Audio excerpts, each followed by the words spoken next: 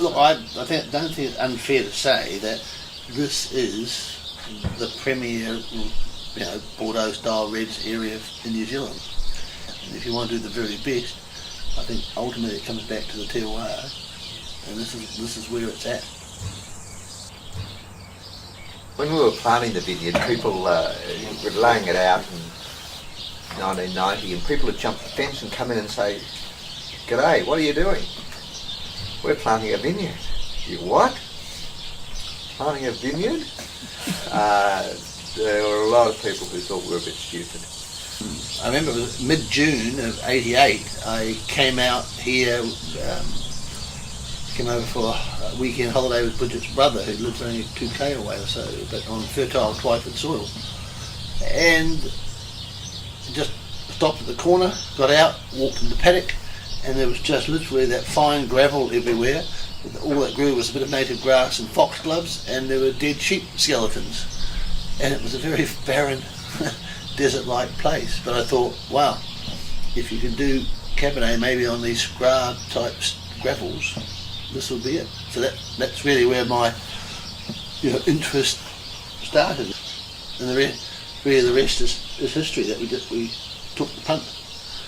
In 1990, we planted 12 acres, or 12 acres of Cabernet Franc, Merlot, Malbec, and Cabernet Sauvignon. And Pinot Noir. I wasn't going to mention Pinot Noir. But we did plant some Pinot Noir because we were asked to as a form of trial for a wine company, and we did that. And the Pinot Noir actually did well for the first year. It was a Pinot Turbo year, and 93 first crop, and it won a gold medal as a single vineyard wine in Australia. But it was a long time between drinks with Pinot Noir, and eventually we top graded it to Syrah. Well, I was an accountant until I discovered Smirnoff, and as the ad used to say, and then I was in the Australian Army for 23 years, and that's why I was in Palmerston North on a posting from the Australian Army on exchange for the New Zealand Army, and I thought that I'd dug a few holes in the course of my army career, so why couldn't I dig a few holes and put some grapevines in it?